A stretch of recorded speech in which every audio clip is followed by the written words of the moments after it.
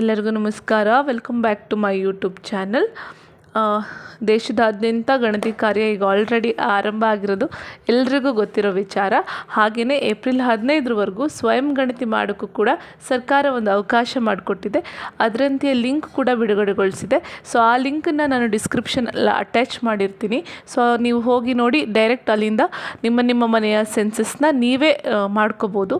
ಅದರಂತೆ ಫಸ್ಟ್ ಏನು ಮಾಡಬೇಕು ಅಂತಂದರೆ, ನಾವು ಆ ಕೊಟ್ಟಿರ್ತಕ್ಕಂಥ ಲಿಂಕ್ ಮೇಲೆ ನಾವು ಕ್ಲಿಕ್ ಮಾಡಿದಾಗ ಸೊ ನಮಗೆ ಒಂದು ಪೇಜ್ ಓಪನ್ ಆಗ್ತದೆ. ಸೊ ಅದರಲ್ಲಿ ಏನಿರ್ತದೆ ಅಂದರೆ ಸೆಲ್ಫ್ ಎನ್ಯುಮರೇಷನ್ ಲಾಗಿನ್ ಅಂಥೇಳಿ ನಿಮಗೆ ಕಾಣಿಸ್ತದೆ. ಸೊ ಅದರಲ್ಲಿ ನೀವು ನೋಡಬಹುದು, ಫಸ್ಟು ನಿಮ್ಮದು ಯಾವ ಸ್ಟೇಟು ಅಂಥೇಳಿ ನೀವು ಸೆಲೆಕ್ಟ್ ಮಾಡಬೇಕಾಗ್ತದೆ. ಸೊ ಹಾಗೆಯೇ ಕೆಳಗಡೆ ಕ್ಯಾಪ್ಚಾ ಇದೆ. ಸೊ ನಿಮ್ಗೆ ಏನು ಕ್ಯಾಪ್ಚಾ ತೋರಿಸುತ್ತೋ ಅದನ್ನು ಹಾಕಿ ನೀವು ವೆರಿಫೈ ಮತ್ತು ಪ್ರೊಸೀಡ್ ಬಟನ್ನ ಪ್ರೆಸ್ ಮಾಡಿದಾಗ ಸೊ ನಿಮಗೆ ನೆಕ್ಸ್ಟ್ ಪೇಜು ಓಪನ್ ಆಗುತ್ತೆ. ಸೊ ಹೀಗೆ ಒಂದು ವೆಲ್ಕಮ್ ಅನ್ನೋ ಥರ ಒಂದು ಪೇಜ್ ಓಪನ್ ಆಗುತ್ತೆ. ಸೊ ನೀವು ಅದಕ್ಕೆ ಓಕೆ ಮಾಡಿದ್ರಿ ಅಂದರೆ ಸೊ ಆಲ್ರೆಡಿ ನೀವು ಕರ್ನಾಟಕ ಸ್ಟೇಟ್ನ ಕೊಟ್ಟಿರ್ತೀರ. ಸೊ ಹಾಗಾಗಿ ಅದನ್ನು ನೀವು ಮತ್ತೆ ಹಾಕುವಂಥ ಅವಶ್ಯಕತೆ ಇರೋದಿಲ್ಲ. ಸೊ ನಿಮ್ಮ ಮನೆಯ ಹೆಡ್ ಆಫ್ ದ ಫ್ಯಾಮಿಲಿದು ಅಂದರೆ ನಿಮ್ಮ ಮನೆಯ ಮುಖ್ಯಸ್ಥರ ಹೆಸರನ್ನ ನೀವು ಟೈಪ್ ಮಾಡಬೇಕಾಗ್ತದೆ. ಸೊ ನೆಕ್ಸ್ಟು ಅವರ ಮೊಬೈಲ್ ನಂಬರ್ನು ಕೂಡ ನೀವು ಹಾಕಬೇಕಾಗುತ್ತೆ. ಸೊ ನೆಕ್ಸ್ಟು ಇಫ್ ಇಮೇಲ್ ಇತ್ತು ಅಂದರೆ ಹಾಕ್ಬೋದು, ಇಲ್ಲ ಅಂದರೆ ಇಲ್ಲ, ಅದು ಆಪ್ಷನಲ್ ಆಗಿರ್ತದೆ. ಸೊ ಹಾಕದೇ ಇದ್ದರೂ ಕೂಡ ಅದು ತಗೊಳುತ್ತೆ. ಸೊ ನೆಕ್ಸ್ಟು ವೆರಿಫೈ ಮತ್ತು ಪ್ರೊಸೀಡ್ ಅನ್ನುವಂಥ ಬಟನನ್ನು ಒತ್ತಿದಾಗ ಸೊ ನಿಮಗೆ ಈ ಥರದ್ದೇನೋ ನೋಟಿಸ್ ಎಲ್ಲ ಬರ್ಬೋದು. ಸೊ ಜಸ್ಟ್ ಓಕೆ ಮಾಡಿ ಮುಂದೆ ಹೋದರೆ OTP ಬರುತ್ತೆ. OTP ನಿಮ್ಮ ರಿಜಿಸ್ಟರ್ ಮೊಬೈಲ್ ನಂಬರ್ಗೆ ನೀವೇನು ಕೊಟ್ಟಿರ್ತೀರಲ್ಲ ಅಲ್ಲಿಗೆ ಬರುತ್ತೆ. ಸೊ ಆ OTPನ ನೀವು ಇಲ್ಲಿ ಎಂಟರ್ ಮಾಡಿದಾಗ ಇಲ್ಲಿ ಮೇಲ್ಗಡೆ ಲ್ಯಾಂಗ್ವೇಜ್ ಸೆಲೆಕ್ಟ್ ಮಾಡೋಕ್ಕೂ ಒಂದು ಆಪ್ಷನ್ ಇರುತ್ತೆ. ಸೊ ಅದನ್ನು ಕೂಡ ಮರಿಬಾರ್ದು. ನಮಗೆ ಕನ್ನಡ ಬೇಕಂದರೆ ಕನ್ನಡ, ಇಂಗ್ಲೀಷ್ ಬೇಕು ಅಂದರೆ ಇಂಗ್ಲೀಷ್ ಲ್ಯಾಂಗ್ವೇಜ್ನ ಸೆಲೆಕ್ಟ್ ಮಾಡ್ಕೋಬೇಕು. ನಾನಿವಾಗ ಕನ್ನಡ ಲ್ಯಾಂಗ್ವೇಜ್ನ ಸೆಲೆಕ್ಟ್ ಮಾಡ್ಕೊಂಡಿದ್ದೀನಿ. ಸೊ ಹಾಗೆ ನನಗೆ ಬಂದಂಥ OTPನೂ ಕೂಡ ನಾನು ಎಂಟರ್ ಮಾಡಿ ವೆರಿಫೈ OTP ಅನ್ನುವಂಥ ಆಪ್ಷನ್ನ ಪ್ರೆಸ್ ಮಾಡಿದ್ದೀನಿ. ಸೊ ನೆಕ್ಸ್ಟು ನನಗೆ ಸ್ಟೆಪ್ 1 ಈ ರೀತಿಯಾಗಿ ಒಂದು ಪೇಜು ಓಪನ್ ಆಗುತ್ತೆ. ಸೊ ಮೊದಲನೇದಾಗಿ ಕರ್ನಾಟಕ, ನಮ್ಮ ರಾಜ್ಯ ಯಾವುದು ಅಂದರೆ ಕರ್ನಾಟಕದ ಆಲ್ರೆಡಿ ಕೊಟ್ಟಿರೋದ್ರಿಂದ ಬಂದಿದೆ. ಸೊ ನೆಕ್ಸ್ಟ್ ನಮಗೆ ಸಂಬಂಧಪಟ್ಟಂಥ ನಮ್ಮ ಜಿಲ್ಲೆ ಯಾವುದು ಅದನ್ನು ಹಾಕಬೇಕಾಗುತ್ತೆ. ಸೊ ನೆಕ್ಸ್ಟ್ ನಮ್ಮ ಪಿನ್ ಕೋಡ್ ಯಾವುದು ಅದನ್ನು ಹಾಕಿದಾಗ ಸೊ ನಿಮಗೆ ಕೆಳಗಡೆ ಒಂದು ಹುಡುಕಿ ಅನ್ನುವಂಥ ಒಂದು ಆಪ್ಷನ್ ಕಾಣಿಸ್ತಾ ಇದೆ. ಸೊ ಅದ್ರ ಮೇಲ್ಗಡೆ ಒಂದು ಕಾಲಮ್ ಇದೆ, ಗ್ರಾಮ, ಪಟ್ಟಣ, ಪ್ರದೇಶ ಅಥವಾ ಮಜಿರೆ ಗ್ರಾಮ ಅಂಥೇಳಿ. ಸೊ ನಮ್ಮ ಏರಿಯಾ ಏನು, ಗ್ರಾಮ ಏನು, ಪಟ್ಟಣನೋ ಅದು ಸೊ ಏನು ಹೆಸರಿರುತ್ತೆ ಅದನ್ನು ನಾವಲ್ಲಿ ಹಾಕಿ ಹುಡುಕಿ ಅಂತಿದೆಯಲ್ಲ ಸರ್ಚ್ ಬಟನ್ನ ಪ್ರೆಸ್ ಮಾಡಿದಾಗ ಸೊ ನಮಗೆ ಈ ರೀತಿಯಾದ ಒಂದು ಗೂಗಲ್ ಲೊಕೇಶನ್ನು ಕರೆಕ್ಟಾಗಿ ತೋರಿಸುತ್ತೆ. ಸೊ ನಾವು ಹೇಳಿದಂಥ ಏರಿಯಾದಲ್ಲಿ ಫಾರ್ ಎಕ್ಸಾಂಪಲ್ ಯಾವುದೇ ನಿಮ್ಮದು ಊರಾಗಿರ್ಬೋದು. ಸೊ ಆ ಊರಲ್ಲಿ ನಿಮ್ಮ ಮನೆ ಎಲ್ಲಿದೆ ಅನ್ನುವಂಥ ಚಿತ್ರಣನ ನೀವು ಸರ್ಚ್ ಮಾಡಿ ಕರೆಕ್ಟಾಗಿ ಆ ಮನೆಯ ಮೇಲ್ಗಡೆ ಆ ರೆಡ್ ಕಲರ್ ಮ್ಯಾಪ್ ಸಿಂಬಲ್ ಬರೋ ಥರ ಸೊ ಆ ಥರ ಯೆಲ್ಲೋ ಕಲರ್ ಡಾಟ್ ಹಳದಿ ಬಣ್ಣದ ಒಂದು ಚುಕ್ಕೆ ಇದೆಯಲ್ಲ, ಸೊ ಆ ಚುಕ್ಕೆ ಕರೆಕ್ಟು ನಿಮ್ಮ ಮನೆ ಮೇಲೆ ಬಂದು ಕೂರೋ ಥರ ನೀವು ಆ ಲೊಕೇಶನ್ನ ಅಡ್ಜಸ್ಟ್ ಮಾಡಿದರೆ ಸೊ ನಿಮ್ಗೆ ಆ ಥರದ್ದು ರೆಡ್ ಮ್ಯಾಪ್ ಸಿಂಬಲ್ ಕಾಣಿಸುತ್ತೆ. ಸೊ ಆ ಲೊಕೇಶನ್ನ ನಿಮಗೆ ಕರೆಕ್ಟ್ ಇದೆ ಅಂತ ಅನಿಸಿದರೆ ನೀವು ಸ್ಥಳವನ್ನು ದೃಢೀಕರಿಸಿ ಅನ್ನುವಂಥ ಆಪ್ಷನ್ನ ಪ್ರೆಸ್ ಮಾಡಬೇಕಾಗುತ್ತೆ. ಸೊ ಅದರ ನೆಕ್ಸ್ಟು ನಿಮಗೆ ಕರೆಕ್ಟಾಗಿ ನಿಮ್ಮ ಲೊಕೇಶನ್ನು ಯಾವ ಅಕ್ಷಾಂಶ ಮತ್ತು ರೇಖಾಂಶದಲ್ಲಿ ನಿಮ್ಮ ಮನೆ ಬರ್ತದೆ ಸೊ ಅದ್ರ ಕಂಪ್ಲೀಟ್ ಡೀಟೇಲ್ಸ್ ವಿಳಾಸನೇ ಏನು ಮಾಡ್ತದೆ ಅದು ಡೈರೆಕ್ಟಾಗಿ ತಗೊಳುತ್ತೆ. ಸೊ ನೆಕ್ಸ್ಟು ಉಳಿಸಿ ಮತ್ತು ಮುಂದೆ ಸಾಗಿ ಅನ್ನುವಂಥ ಬಟನ್ ಸೇವ್ ಮಾಡಿ ಅದನ್ನು ಪ್ರೆಸ್ ಮಾಡಿದಾಗ ಸೊ ಇದನ್ನು ಮತ್ತೊಂದು ಈ ಥರದ್ದು ಒಂದು ಹೌದು ಅಥವಾ ಇಲ್ಲ ಅಂತ ಕೇಳುತ್ತೆ. ಸೊ ನೀವು ಹೌದನ್ನ ಸೆಲೆಕ್ಟ್ ಮಾಡಿದರೆ ಅದು ನೆಕ್ಸ್ಟ್ ಸೆಕೆಂಡ್ ಸ್ಟೆಪ್ಗೆ ಹೋಗುತ್ತೆ.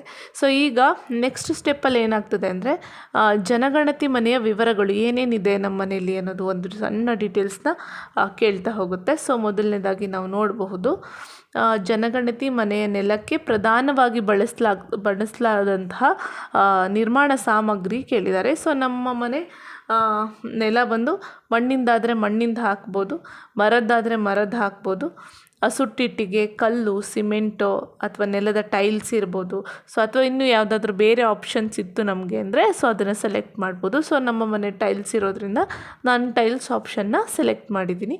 ಸೊ ನೆಕ್ಸ್ಟ್ ಪ್ರಶ್ನೆ ಬಂದು, ಜನಗಣತಿ ಮನೆಯ ಗೋಡೆಗೆ ಪ್ರಧಾನವಾಗಿ ಬಳಸಲಾಗಿರುವಂತಹ ನಿರ್ಮಾಣ ಸಾಮಗ್ರಿ ಅಂತ ಹೇಳಿ ಕೇಳಿದ್ದಾರೆ. ಅಂದರೆ ನಮ್ಮ ಮನೆಯ ಗೋಡೆನ ಯಾವುದರಿಂದ ಕಟ್ಟಿದ್ದಾರೆ ಅಂತ ಹೇಳಿ ಕೇಳಿದ್ದಾರೆ. ಸೊ ನೋಡಿ ಇಲ್ಲಿ ಹುಲ್ಲು, ಬಿದಿರು, ಪ್ಲಾಸ್ಟಿಕ್ಕು, ಮಣ್ಣು, ಗಾರೆ, ಸಿಮೆಂಟು ಈ ರೀತಿಯ ನೂರಾರು ಆಪ್ಷನ್ಸ್ಗಳು ನಮಗೆ ಕೆಳಗಡೆ ಕಾಣಿಸ್ತವೆ.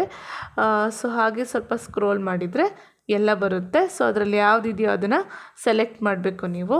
ಸೊ ನೆಕ್ಸ್ಟು ಜನಗಣತಿ ಮನೆ ಮೇಲ್ಛಾವಣಿಗೆ ಸೊ ಯಾವ ರೀತಿಯಾಗಿ ಯಾವ್ಯಾವ ಸಾಮಗ್ರಿಗಳನ್ನ ಬಳಸಿ ನಾವೇನು ಮಾಡಿದ್ದೀವಿ ಅದನ್ನು ಕಟ್ಟಿದ್ದೀವಿ ಅನ್ನೋದನ್ನು ಪ್ರಶ್ನೆ ಇರ್ತದೆ. ಸೊ ನಿಮ್ಮ ಮನೆಯ ಮೇಲ್ಛಾವಣಿನ ಹೇಗೆ ನಿರ್ಮಾಣ ಮಾಡಿದ್ದೀರಾ ಅನ್ನೋದಕ್ಕೆ ಆಪ್ಷನ್ಸ್ಗಳಿದ್ದಾವೆ. ಸೊ ಅದನ್ನು ನೀವು ಒಂದನ್ನು ಸೆಲೆಕ್ಟ್ ಮಾಡಿ. ಸೊ ನೆಕ್ಸ್ಟು ಜನಗಣತಿ ಮನೆ ಅಂದರೆ ಈಗ ನಾವು ವಾಸವಾಗಿರ್ತಕ್ಕಂತಹ ಮನೆ ಯಾವ ಸ್ಥಿತಿಲಿದೆ, ಉತ್ತಮವಾಗಿದೆಯೋ, ವಾಸಕ್ಕೆ ಯೋಗ್ಯ ಆಗಿದೆಯೋ, ಅಥವಾ ಶಿಥಿಲಗೊಂಡಿದೆಯೋ ಅಂದರೆ ಸ್ವಲ್ಪ ಹಾಳಾಗಿದೆಯೋ. ಸೊ ಆ 3 ಆಪ್ಷನಲ್ಲಿ ನಿಮ್ಮ ಕಂಡೀಷನ್ ಹೇಗಿದೆ ಅನ್ನೋದನ್ನು ನೀವು ಸೆಲೆಕ್ಟ್ ಮಾಡಿ ಉಳಿಸಿ ಮತ್ತು ಮುಂದೆ ಸಾಗಿ ಸೇವ್ ನೆಕ್ಸ್ಟ್ ಕೊಟ್ಬಿಟ್ರೆ ಸೊ ಈ ಥರ ಹೌದು ಅನ್ನೋದಕ್ಕೆ ಕ್ಲಿಕ್ ಮಾಡಿದರೆ ಸೊ ನೆಕ್ಸ್ಟ್ 3rd ಸ್ಟೆಪ್ ಬರುತ್ತೆ. ಇದು ಕುಟುಂಬಕ್ಕೆ ಸಂಬಂಧಿಸಿದಂತಹ ಮಾಹಿತಿಯಾಗಿರುತ್ತೆ. ಕುಟುಂಬದಲ್ಲಿ ಸಾಮಾನ್ಯವಾಗಿ ವಾಸಿಸುತ್ತಿರುವ ಒಟ್ಟು ವ್ಯಕ್ತಿಗಳ ಸಂಖ್ಯೆ ಅಂದರೆ ಒಂದು ಫ್ಯಾಮಿಲಿ ಎಷ್ಟು ಮೆಂಬರ್ಸ್ ಇದ್ದೀರಾ ಅನ್ನೋದನ್ನು ಫಸ್ಟು ನೀವು ಹಾಕಬೇಕಾಗುತ್ತೆ. ಸೊ ನೆಕ್ಸ್ಟ್ ಅಲ್ಲಿ ಕುಟುಂಬದ ಮುಖ್ಯಸ್ಥರ ಹೆಸರು. ಸೊ ನಿಮ್ಮ ಆಲ್ರೆಡಿ ಅದು ನಾವು ಹಾಕಿರೋದ್ರಿಂದ ಫಸ್ಟೇ ಸೊ ಆಟೋಮೆಟಿಕ್ಕಾಗಿ ಏನಾಗುತ್ತೆ ಕುಟುಂಬದ ಮುಖ್ಯಸ್ಥರ ಹೆಸರನ್ನ ಅದು ತೊಗೊಂಡಿರುತ್ತೆ. ಸೊ ನೆಕ್ಸ್ಟು ಅವರು ಆಯ್ಕೆ ಮಾಡಿದಂತಹ ಭಾಷೆ ಅಂದರೆ ಕನ್ನಡ ಆಯ್ಕೆ ಮಾಡಿದ್ರು, ಇಂಗ್ಲೀಷ್ ಆಯ್ಕೆ ಮಾಡಿದ್ರು, ಯಾವ ಭಾಷೆ ಆಯ್ಕೆ ಮಾಡ್ಕೊಂಡಿರ್ತಾರೆ ಅನ್ನೋದನ್ನು ಹಾಕಬೇಕಾಗುತ್ತೆ. ಸೊ ಅದರ ನೆಕ್ಸ್ಟು ಕುಟುಂಬದ ಮುಖ್ಯಸ್ಥರ ಲಿಂಗ ಅಂದರೆ ಅವ್ರ ಗಂಡು ಅಥವಾ ಹೆಣ್ಣು ಅನ್ನೋದನ್ನು ನಾವೇನು ಮಾಡಬೇಕಾಗುತ್ತೆ ಹಾಕಬೇಕಾಗುತ್ತೆ. ಸೊ ನೆಕ್ಸ್ಟು ಸೊ ಹಾಗೆ ನಮ್ಮದು ಪರಿಶಿಷ್ಟ ಜಾತಿ ಅಥವಾ ಪರಿಶಿಷ್ಟ ಪಂಗಡ ಅಥವಾ ಇತರೆ ಆಗಿದ್ದಲ್ಲಿ ನಮ್ಮ ಕ್ಯಾಸ್ಟ್ ಯಾವುದಕ್ಕೆ ಬರುತ್ತೆ ಅನ್ನೋದನ್ನು ನಾವು ಆ್ಯಡ್ ಮಾಡಬೇಕಾಗತ್ತೆ, ಸೆಲೆಕ್ಟ್ ಮಾಡಬೇಕಾಗುತ್ತೆ. ನೆಕ್ಸ್ಟು ಮನೆಯ ಮಾಲೀಕತ್ವದ ಸ್ಥಾನಮಾನ ಅಂತ ಹೇಳಿದೆ. ಸ್ವಂತ ಮನೆನೋ ಅಥವಾ ಬಾಡಿಗೆ ಆದರೆ ಬೇರೆ ಸ್ಥಳದಲ್ಲಿ ಸ್ವಂತ ಮನೆ ಇದ್ದರೆ ಅಂದರೆ ನಾನು ಈಗಿರೋದು ಬಾಡಿಗೆ ಮನೆ ಆದರೆ ನನ್ನ ಸ್ವಂತ ಮನೆ ಬೇರೆ ಕಡೆ ಇದೆ ಅನ್ನೋದಾದರೆ, ಬಾಡಿಗೆ ಆದರೆ ಯಾವುದೇ ಸ್ವಂತ ಮನೆ ನನಗಿಲ್ಲ ಅಂದರೆ ನಾನು ಇರೋದೇ ಬಾಡಿಗೆ ಮನೇಲಿ, ನನ್ನ ಹತ್ರ ಯಾವುದೇ ಸ್ವಂತ ಮನೆಯಲ್ಲಿ ನನಗಿಲ್ಲ ಅನ್ನೋದಾದರೆ 3rd ಆಪ್ಷನು. ಅಥವಾ ಬೇರೆ ಯಾವುದಾದ್ರೂ ರೀತಿ ಇತ್ತು ಅಂದರೆ ಅದಕ್ಕೆ ಇತರೆ ಆಪ್ಷನನ್ನು ನಾವೇನು ಮಾಡಬೇಕಾಗುತ್ತೆ ಸೆಲೆಕ್ಟ್ ಮಾಡಬೇಕಾಗುತ್ತೆ. ಸೊ ನೆಕ್ಸ್ಟ್ ವಾಸದ ಕೊಠಡಿಗಳ ಸಂಖ್ಯೆ, ನಮ್ಮ ಮನೇಲಿ ವಾಸ ಮಾಡೋಕ್ಕೆ ನಮ್ಮ ಮನೇಲಿ ಎಷ್ಟು ಕೊಠಡಿಗಳಿದ್ದಾವೆ ಅನ್ನೋದ್ರ ಸಂಖ್ಯೆನ ಅಲ್ಲಿ ಹಾಕಬೇಕಾಗುತ್ತೆ. ಸೊ ಹಾಗೆಯೇ ಒಂದು ಕುಟುಂಬದಲ್ಲಿ ನಮ್ಮ ಕುಟುಂಬದಲ್ಲಿ ವಿವಾಹಿತರ ದಂಪತಿಗಳ ಸಂಖ್ಯೆ ಅಂದರೆ ಒಂದು ದಂಪತಿ ಇದೆಯೋ, 2 ದಂಪತಿಗಳಿದ್ದಾರೋ ಅಥವಾ 1 ದಂಪತಿಗಳಿದ್ದಾರೋ ಸೊ ಅದು ಏನು ಸಂಖ್ಯೆ ಅದನ್ನು ಹಾಕಬೇಕಾಗುತ್ತೆ. ಯಾವುದೂ ಇಲ್ಲ ಅಂತಂದರೆ 0ನ ಹಾಕಿದ್ರೂ ಕೂಡ ನಡೆಯುತ್ತೆ, ಯಾವುದೇ ದಂಪತಿಗಳು ಇಲ್ಲ ಅನ್ನೋದಾದರೆ. ಸೊ ನೆಕ್ಸ್ಟ್ ಇಷ್ಟ ಆಯಿತು. ಸೊ ನೆಕ್ಸ್ಟು ಉಳಿಸಿ ಮತ್ತು ಮುಂದೆ ಸಾಗಿಗೆ ಪ್ರೆಸ್ ಮಾಡಿದಾಗ ಸೊ ಅಗೇನ್ ಏನು ಮಾಡುತ್ತೆ ನೆಕ್ಸ್ಟ್ ಸ್ಟೆಪ್ಗೆ ಏನಾಗುತ್ತೆ ಇದು ಹೋಗುತ್ತೆ. ಇವಾಗ ನೆಕ್ಸ್ಟ್ ನೋಡ್ಬೋದು ನಾವು ಸ್ಟೆಪ್ 4ಅಲ್ಲಿದ್ದೀವಿ. ಸೊ ಇಲ್ಲಿ ಕುಟುಂಬಕ್ಕೆ ಲಭ್ಯವಿರುವ ಸೌಲಭ್ಯಗಳ ಬಗ್ಗೆ ಮಾಹಿತಿನ ಕೇಳಿದ್ದಾರೆ. ಅಂದರೆ ಮೊದಲನೇದು ಕುಡಿಯುವ ನೀರು. ಸೊ ಕುಡಿಯುವ ನೀರು ನಮಗೆ ಎಲ್ಲಿ ಸಿಗ್ತದೆ ಅಂದರೆ ಮೂಲದಲ್ಲಿ ಸಂಸ್ಕರಿಸಿದ ಕೊಳಾಯಿ ನೀರು, ಮೂಲದಲ್ಲಿ ಸಂಸ್ಕರಿಸಿದ ಕೊಳಾಯಿ ನೀರು ಅಥವಾ ಬಾವಿ, ನಲ್ಲಿ ಎಲ್ಲಿ ನೀವು ನೀರನ್ನ ತೊಗೋತಿರೋ ಸೊ ಅದನ್ನು ಸೆಲೆಕ್ಟ್ ಮಾಡಬೇಕಾಗ್ತದೆ. ಸೊ ಇದು ನೆಕ್ಸ್ಟು ಕುಡಿಯುವ ನೀರಿನ ಮೂಲ ಲಭ್ಯತೆ. ಸೊ ಆವರಣದ ಒಳಗಿದೆಯೋ, ಆವರಣದ ಸಮೀಪ ಇದೆಯೋ ಅಥವಾ ದೂರದಿಂದ ಕುಡಿಯೋ ನೀರನ್ನು ತರ್ತಾ ಇದ್ದೀವೋ ಸೊ ಅದನ್ನು ನೋಡಿಕೊಂಡು ಆ 3 ಆಪ್ಷನಲ್ಲಿ ನೀವು ಒಂದನ್ನು ಸೆಲೆಕ್ಟ್ ಮಾಡಬೇಕು. ಸೊ ನೆಕ್ಸ್ಟು ನಮ್ಮ ಮನೆಯ ಬೆಳಕಿನ ಮೂಲ ಯಾವುದು, ವಿದ್ಯುತ್ ಶಕ್ತಿನೋ ವಿದ್ಯುತ್ ಶಕ್ತಿನೋ ಸೌರಶಕ್ತಿನೋ ಯಾವುದು ಅದರಲ್ಲಿ ನೋಡಿ ನೀವು ಸೆಲೆಕ್ಟ್ ಮಾಡ್ಕೋಬೇಕಾಗುತ್ತೆ. ಸೊ ನೆಕ್ಸ್ಟು ಶೌಚಾಲಯದ ಲಭ್ಯತೆ.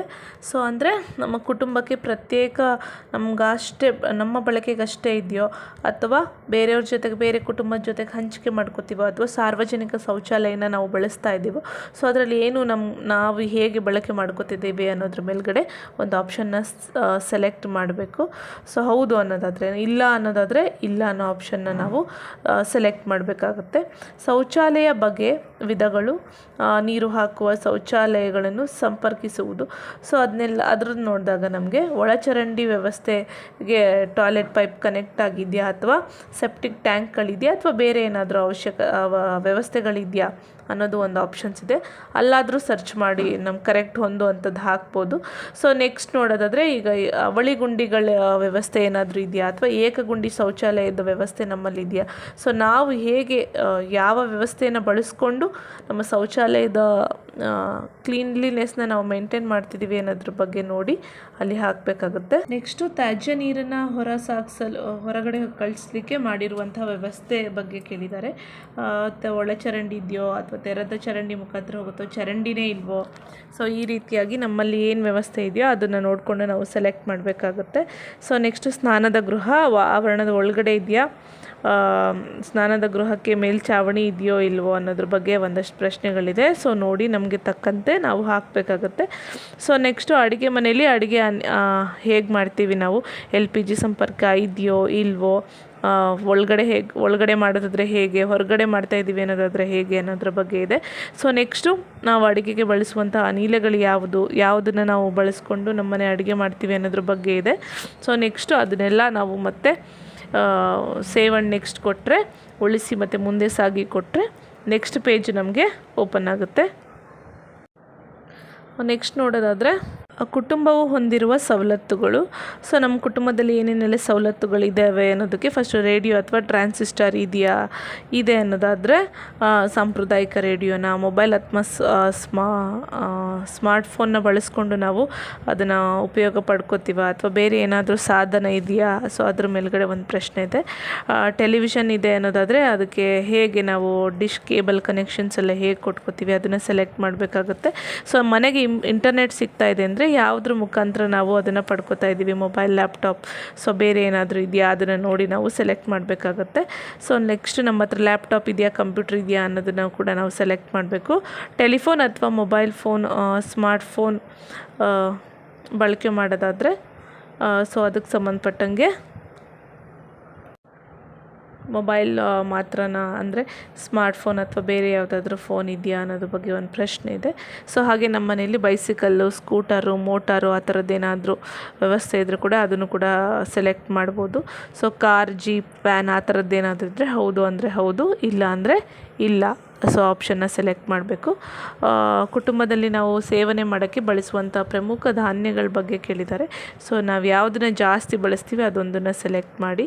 ಸೊ ನಮ್ಮ ಮೊಬೈಲ್ ನಂಬರ್ನ ಚೆಕ್ ಮಾಡಿಕೊಡಿ ಇನ್ನೊಂದು ಸರ್ತಿ. ಸೊ ನೆಕ್ಸ್ಟ್ ಉಳಿಸಿ ಮತ್ತು ಮುಂದೆ ಸಾಗಿಗೆ ಪ್ರೆಸ್ ಮಾಡಿದರೆ ನೆಕ್ಸ್ಟ್ ಪೇಜು ಓಪನ್ ಆಗುತ್ತೆ.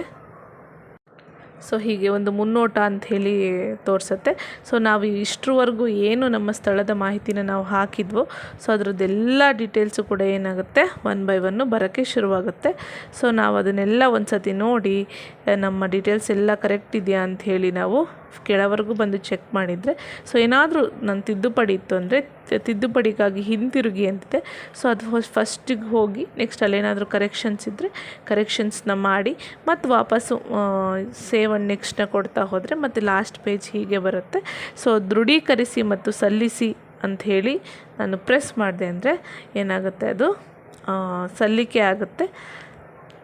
ಬೇಡ ಅಂದರೆ ಡ್ರಾಫ್ಟಾಗೂ ಕೂಡ ಏನು ಮಾಡ್ಬೋದು, ನಾವು ಉಳಿಸ್ಬೋದು. ಸೊ ಈಗ ನೋಡ್ಬೋದು ಯಶಸ್ವಿಯಾಗಿ ಅಪ್ಲಿಕೇಶನ್ನ ನಾವು ಸಲ್ಲಿಸಾಗಿದೆ. ಸೊ ಹಾಗಾಗಿ ನಮಗೆ ನಮ್ಮ ಸ್ವಯಂ ಗಣತಿ ID ಕೂಡ ಜನ್ರೇಟ್ ಆಗಿ ಬಂದಿದೆ.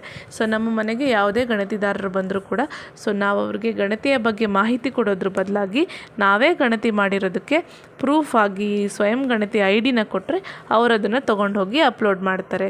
ಸೊ ಸಂಬಂಧಪಟ್ಟ ಅಧಿಕಾರಿಗಳಿಗೆ ಅಥವಾ ಆನ್ಲೈನಲ್ಲಿ ಏನು ವ್ಯವಸ್ಥೆ ಇದೆಯೋ ಅದನ್ನು ಅದ್ರ ಮುಖಾಂತರ ಅವರು ತಾಲೂಕು ಆಫೀಸ್ಗೆ ತಲುಪಿಸೋವಂಥ ವ್ಯವಸ್ಥೆನ ಮಾಡ್ತಾರೆ.